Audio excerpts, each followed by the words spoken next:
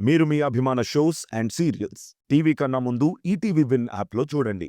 Download and subscribe to ETV win app. 99 రూపాయలు మాత్రమే.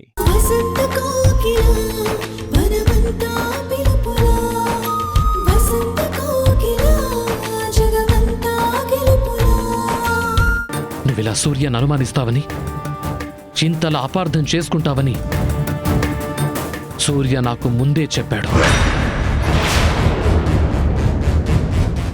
ముందే చెప్పాడా? అవును. నన్ను కలవడానికి వచ్చినప్పుడు విక్రమ్ తనని ఎంక్వైరీ చేయటం, పిచ్చి పిచ్చి ప్రశ్నలు అడిగి ఎంతగానో మెంటల్ టార్చర్ పెట్టడం అంతా నాకు చెప్పేశాడు. ఈ విషయం గురించి సంధ్య కూడా అనుమానిస్తుందేమో అంటూ ఉంటే, సంధ్య అలాంటిది కాదు సూర్య. తనకి మన స్నేహం మీద, నీ వ్యక్తిత్వం మీద నమ్మకం ఉంది అని నేను చాలా కాన్ఫిడెంట్గా చెప్పాను. కానీ నువ్వు ఆ నమ్మకాన్ని నాశనం చేశావు. అది కాదండి, అతని మాటలు, ప్రవర్తన. వద్దు సంధ్య. సూర్యని అనుమానించడం అంటే నన్ను అవమానించడమే అని ఎన్నోసార్లు చెప్పాను. అయినా నువ్వెందుకు అర్థం చేసుకోవట్లేదు? 2 సార్లు నా ప్రాణాలు కాపాడినవాడు, గతాన్ని మరిచిపోయి నా మాట కోసమే మన ఇంటికొచ్చినవాడు, నా బదులు తను జైలుకు వెళితే బావుంటుంది అనుకున్నవాడు, కష్టాల్లో తోడున్న నా ప్రాణ స్నేహితుడు నా సూర్య నన్ను ఈ కేసులో ఎందుకు ఇరికిస్తాడు? నాకు శిక్ష పడాలని తనెందుకు కోరుకుంటాడు? సూర్య గురించి నువ్వు కాదు కదా, ఆ దేవుడే వచ్చి తప్పు చేశాడు అని చెప్పినా కూడా నేను నమ్మను. అది నా నమ్మకం, అది మా స్నేహం. నాకు నువ్వేమైనా సాయం చెయ్యాలనుకుంటే వెళ్ళి లాయర్తో మాట్లాడు. అంతేగాని సూర్య మీద డౌట్ పడకు. సరేనండి, నేనే ఏదో పొరపాటు పడుంటాను. లాయర్ గారి దగ్గరికి వెళ్ళి మాట్లాడతాను.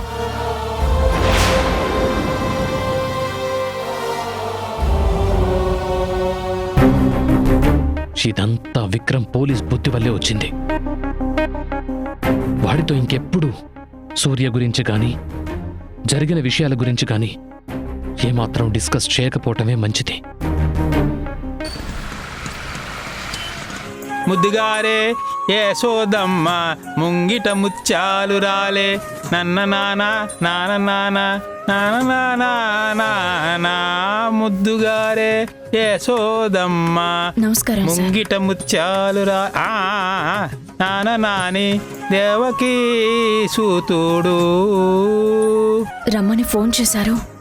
సూర్యని కలిశానమ్మా, దాని గురించి మాట్లాడడానికే పిలిచాను. సూర్యని కలిశారా? ఎక్కడా? ఇంకెక్కడా, మీ ఆఫీసులో. ఆకాష్ రూమ్లో, ఆకాష్ చైర్లో కూర్చుని ఉన్నాడు. జ్యూస్ తాగుతూ కూల్గా, చాలా రిలాక్స్డ్గా ఉన్నాడమ్మా. ఆ యొక్క ఇది ఉంది చూసావు, అదే ఆ దర్జా, ఆ దర్పం సాధారణంగా లేదమ్మా. చెప్పాను కదా సార్, తప్పు చేసి తప్పించుకుని తిరుగుతున్నానన్న ధైర్యం, చట్టం న్యాయం ఏం చేయలేవన్న పొగరు. నా భర్త జైల్లో కష్టపడుతున్నారు, నేనేమో బెయిల్ కోసం టెన్షన్ పడుతున్నాను. కానీ అతను మాత్రం ఆఫీసు, అధికారం అని అన్నీ మర్చిపోయి ప్రశాంతంగా ఉన్నాడు సార్. సెల్లో ఉన్న నా భర్తని కలిసినప్పుడు కూడా సూర్య గురించి మాట్లాడితే నా మీదే సీరియస్ అయ్యారు. ముమ్మాటికి సూర్య నేరస్తుడు కాదని చెప్తున్నారు. మీ ఆయన చెప్పింది నిజమేనమ్మా. సూర్య ఈ హత్య చెయ్యలేదు.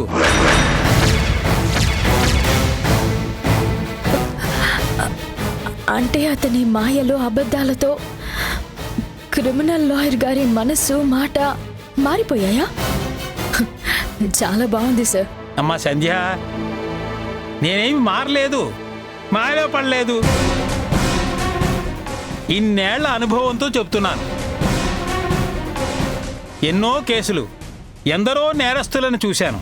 తప్పు చేస్తే కళ్ళల్లో భయం, మాటల్లో తడబాటు, దొరికిపోతానన్న ఉలికిబాటు ఎలా ఉంటాయో నాకు బాగా తెలుసమ్మా. కన్ఫర్మ్డ్గా చెప్పగలను, సూర్య ఈ హత్య చెయ్యలేదు. I strongly believe Surya is not at all guilty. No sir, అతన్ని చాలా తక్కువ అంచనా వేస్తున్నారు. కళ్ళల్లో బాధని, మాటల్లో ఆవేదనని ప్రదర్శించడం అతనికి బాగా తెలుసు. సంధ్య, ఆ యొక్క ఇది ఉంది చూసావు, అదే అనుభవంతో చెప్తున్నాను. ఏది నటనో ఏది నిజమో తెలుసుకోనంత ఫూల్ కాదమ్మా ఈ లాయర్ దిట్టకవి. సార్, నేను చెప్పేది సారీ అమ్మా, నువ్వే కాదు ఇంకెవరు చెప్పినా సూర్య ప్రతాప్ని చంపాడు అంటే నేను నమ్మను. మరి ఆ హత్య చేసింది ఎవరు సార్? అదే మనం కనిపెట్టాలి. కాదు, నేను కనిపెడతాను. అందరి కళ్ళు కప్పి తిరుగుతున్న ఆ మూడో వ్యక్తిని కోర్టులో హాజరుపరుస్తాను. నీ భర్త బయటకు వచ్చేలా చేస్తాను.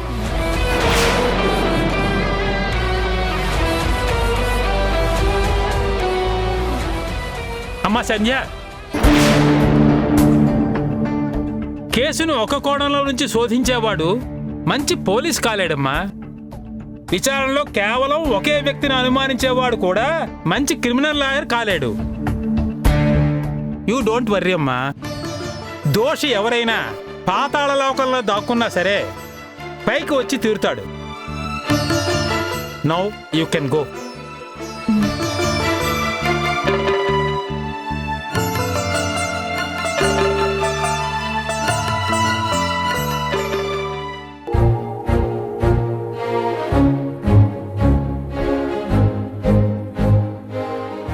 బాబ్జీ ఇంట్లో ఉంటూ అతనే నా భర్త అని, నా కడుపులో బిడ్డకి తండ్రి అని చెప్పుకోలేని దురదృష్టవంతురాలమ్మ నేను. మీ నాన్న అప్పుడప్పుడు మాట తడబడుతుంటే దివ్య అనుమానిస్తుంది. అలాంటిది నిజం తెలిస్తే తను తట్టుకోలేదు. నా స్వార్థం కోసం నేను మీ నాన్నతో కలిశాను. ఆ పొరపాటుని, నిజాన్ని దాచి కవర్ చేస్తున్నాను. నేను చేస్తున్నది తప్పని నాకు తెలుసు, కానీ తప్పదని కూడా తెలుసు. నీకు మీ నాన్న పోలికలు వస్తాయో రావో తెలియదు, కానీ ఆయన బుద్ధి, మనసు వస్తే చాలు జీవితంలో మంచి స్థాయికి వెళ్తావు. అందరి చేత శభాష్ అనిపించుకుంటావు.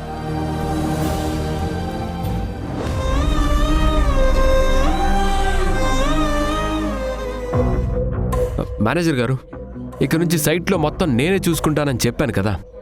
ప్రస్తుతానికి ఆకాష్ గురించి మర్చిపోండి. ఆకాష్ ఉన్నప్పుడు పని ఎంత ఫాస్ట్గా జరిగిందో ఇప్పుడు అంతకన్నా ఫాస్ట్గా క్వాలిటీతో జరగాలి.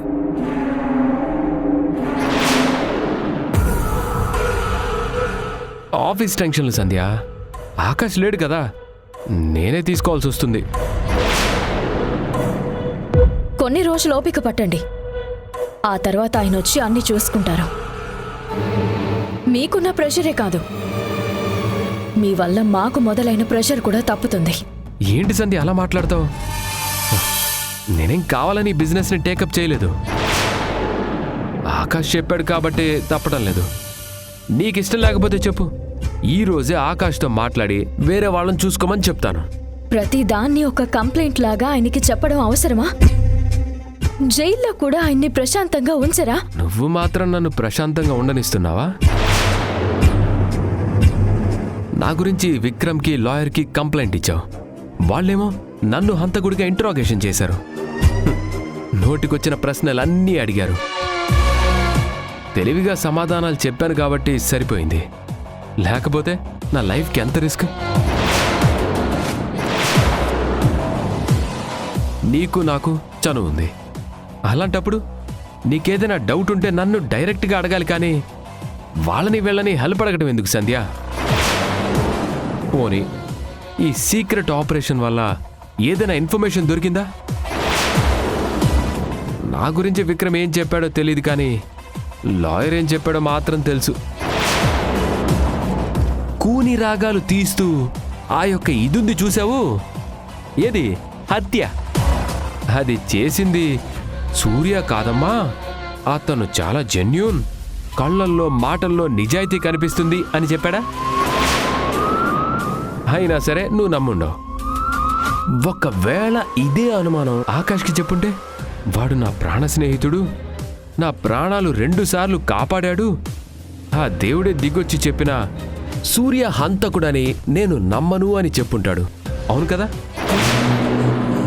నా మాట విని సైలెంట్గా ఆకాష్ని కాపాడే ప్రయత్నం చేసుకో.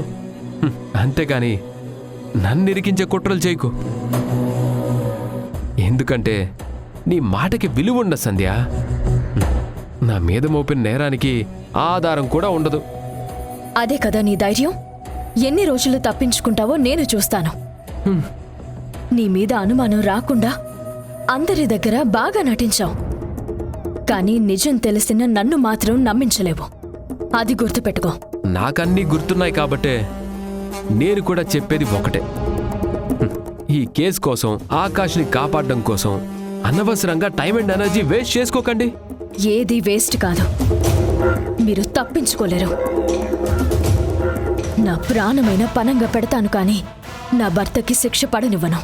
ఇంత జరిగినా కూడా మళ్ళీ మళ్ళీ ఇదే చెప్తున్నావంటే నీ కష్టం, నీ ఇష్టం. సరే, నీ ప్రయత్నం నువ్వు చెయ్యి. చివరికి గెలిచేది నిన్నే. అదే నేనే.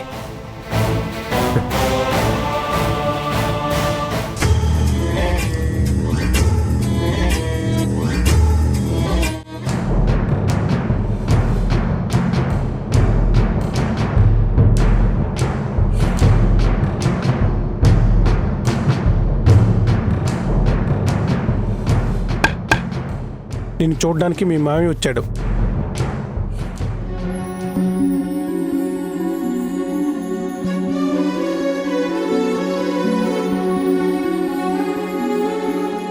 రే ఆకాష్, ఏంట్రా ఇది?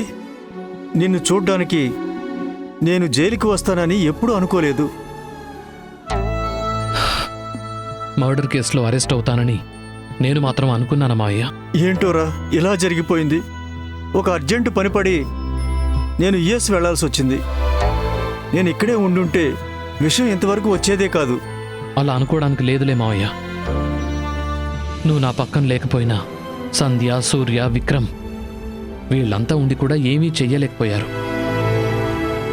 ఇందులో వాళ్ళ తప్పేం లేదు. అంతా నా దురదృష్టం. దిట్టకవి చాలా ఫేమస్ క్రిమినల్ లాయర్. ఆయనకున్న ఎక్స్పీరియన్స్లో ఈ కేసు చాలా ఈజీగా డీల్ చేస్తారు, వెంటనే బెయిల్ వచ్చేస్తుంది అనుకున్నాను. కానీ నీకు అర్థం కావటం లేదు. బ్యాడ్ టైం స్టార్ట్ అయినప్పుడు అన్నీ ఇలా నెగిటివ్గానే మారిపోతాయి.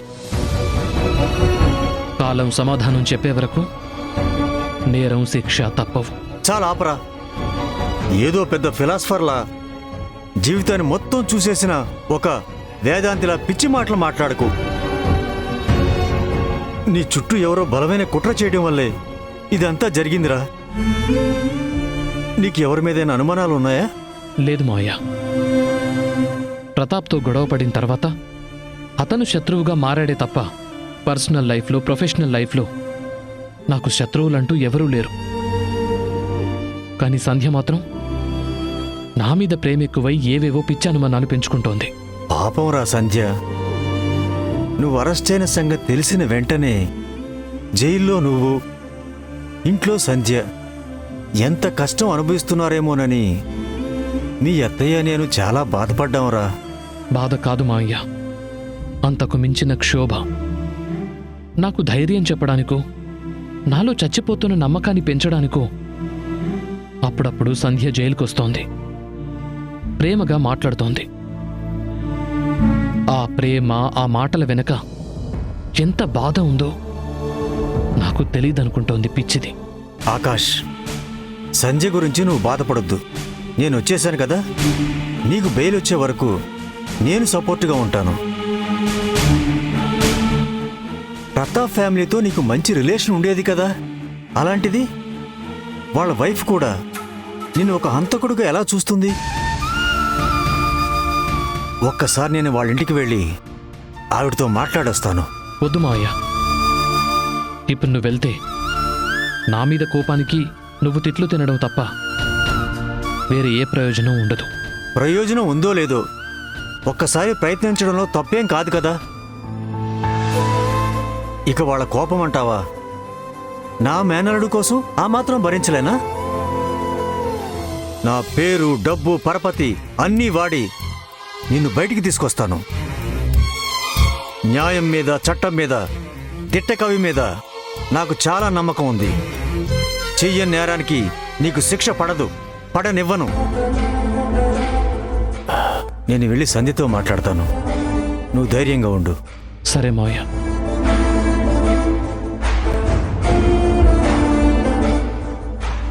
ఆడుతూ పాడుతూ పని చేస్తుంటే అలుపు సొలుపేమున్నది, బండిని ఇలా తుడిస్తే తళతళ మెరుస్తుంది.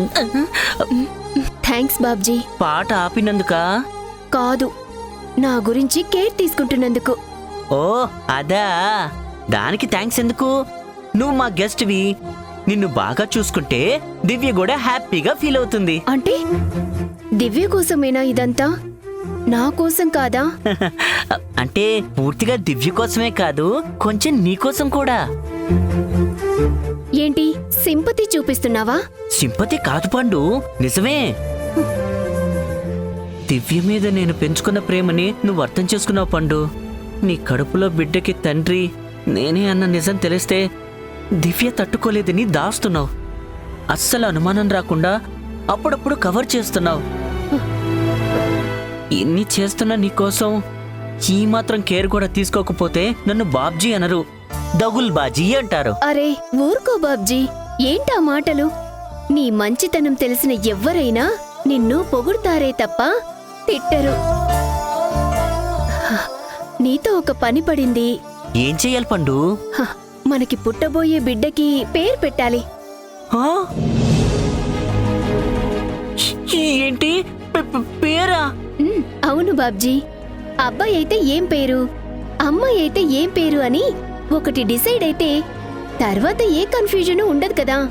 చూడు పండు, మనిద్దరు తొందరపాటు వల్ల నువ్వు తల్లివయ్యావు. తండ్రిగా కాకపోయినా నీకు డెలివరీ అయ్యే వరకు సహాయం చెయ్యాలని డిసైడ్ అయ్యాను. ఇంతకు మించి బిడ్డ విషయంలో నన్ను ఎక్కువ ఇన్వాల్వ్ చేయకు ప్లీజ్. అది కాదు బాబ్జీ, నీ మనసులో ఎలాంటి ఫీలింగ్స్ లేకపోయినా ఇదొక్క పని చేసి పెడితే ఇంకేం అడగను.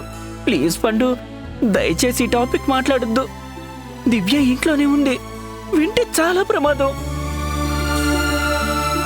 దివ్య ఎన్నిసార్లు నాకు దగ్గరవ్వాలని ప్రయత్నిస్తున్నా దూరం పెట్టడానికి కారణం నేను నిన్ను ముట్టుకోవటం, నిన్ను తల్లించేయటం అని దివ్యకి తెలిస్తే తట్టుకోలేదు. దివ్యని భార్యగా నువ్వు ఎంత ప్రేమిస్తున్నావో ఫ్రెండ్గా నేను అంతకు మించి గౌరవిస్తున్నాను. అందుకే నా ఊపిరి ఉన్నంతకాలం ఈ నిజాన్ని తెలియనివ్వను. మీ జంటని డిస్టర్బ్ చెయ్యను.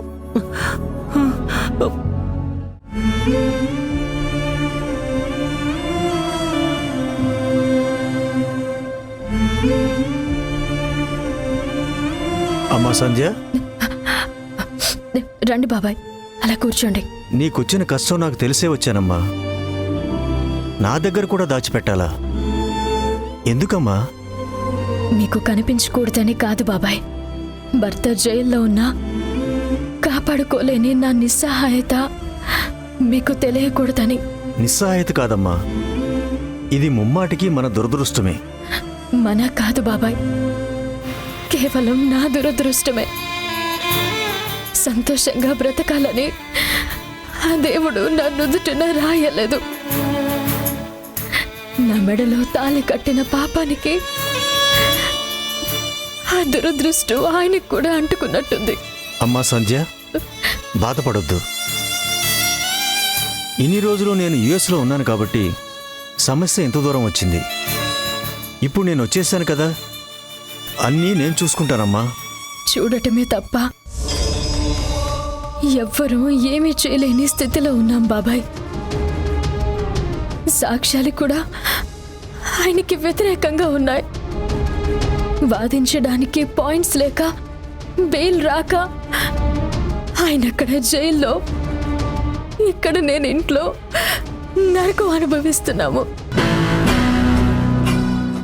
ఓహో, అంకుల్ పరామర్శకు వచ్చినట్టున్నాడు. బుద్ధిగా నా మాట విని నేను చెప్పినట్టు నడుచుకుంటే నీకు ఈ ఓదార్పు యాత్రలు తప్పేవి కదా సంధ్య. వద్దమ్మా, కన్నీరు కళ్ళను నింపుతాయి కానీ సమస్యకి పరిష్కారాన్ని చూపించవు. ఆల్రెడీ దిట్టగవి గారితో ఈ కేసు గురించి మొత్తం మాట్లాడాను. ఎంత కష్టమైనా సరే, ఎంత ఖర్చైనా సరే ఆకాష్ బయటికి రావాలని చెప్పాను. రేపు కోర్టు హీరింగ్ ఉంది కదమ్మా? అవును బాబాయ్. ఆకాష్ ప్రతాప్ని బెదిరించాడన్న ఒకే ఒక్క కారణంతో వాడే హత్య చేసి ఉంటాడని భ్రమపడి అరెస్టు చేయించారు. ఇప్పుడంటే సుగుణ ఆకాష్ని శత్రువుగా చూస్తుంది కానీ సుగుణకి ఆకాష్ అంటే చాలా గౌరవం అమ్మా. తెలుసు బాబాయ్, ఆయన కూడా చెప్పేవారు. అందుకే మనం ఒక పని చేద్దామమ్మా, వెళ్ళి సుగుణతో మాట్లాడదాం. ఆకాష్ని జైల్లో కలిసి ఆల్రెడీ ఈ విషయాన్ని చెప్పానమ్మా, కానీ వాడు వద్దంటున్నాడు. ఒక ప్రయత్నం చేయడంలో తప్పు లేదని నా అభిప్రాయం. నేను కూడా వద్దని చెప్తాను బాబాయ్. సుగుణ కోపాన్ని కోర్టులోనే చూశాను. మనం చెప్పింది ఒప్పుకోవడం కాదు కదా, కనీసం వింటుందన్న నమ్మకం కూడా లేదు. సరేనమ్మా, అయితే నువ్వు ఇంట్లో ఇలా ఏడుస్తూనే కూర్చో. నేనేం చేయాలో తెలియక మా ఇంట్లో కూర్చుంటానమ్మా. అప్పుడు ఆటోమేటిక్గా ఆకాష్ బెయిల్ మీద రిలీజ్ అయ్యి ఇంటికి వచ్చేస్తాడు, అంతే కదా? అది కాదు బాబాయ్. లేకపోతే ఏంటమ్మా? ఆకాష్ హత్య చేయలేదని నిరూపించే సాక్ష్యాలు లేనప్పుడు కేసు పెట్టిన వాళ్ళ ఇంటికి వెళ్ళి బ్రతిమాలడంలో తప్పు లేదు కదా. ఆకాష్ను విడిపించడానికి నా స్టేటస్ను మాత్రమే కాదమ్మా, సామదాన భేద దండోపాయాలు ఏదైనా సరే వాడడానికి సిద్ధంగా ఉన్నాను. రామ్మా, వెళదాం, పద.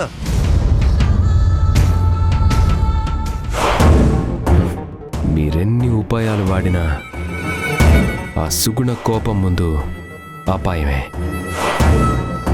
ఆ విషయం తెలిసి వెళ్తున్నారో తెలియక వెళ్తున్నారో నాకైతే అర్థం కావడం లేదు. మీ ప్రయత్నం మీది, నా ప్రయాసం నాది.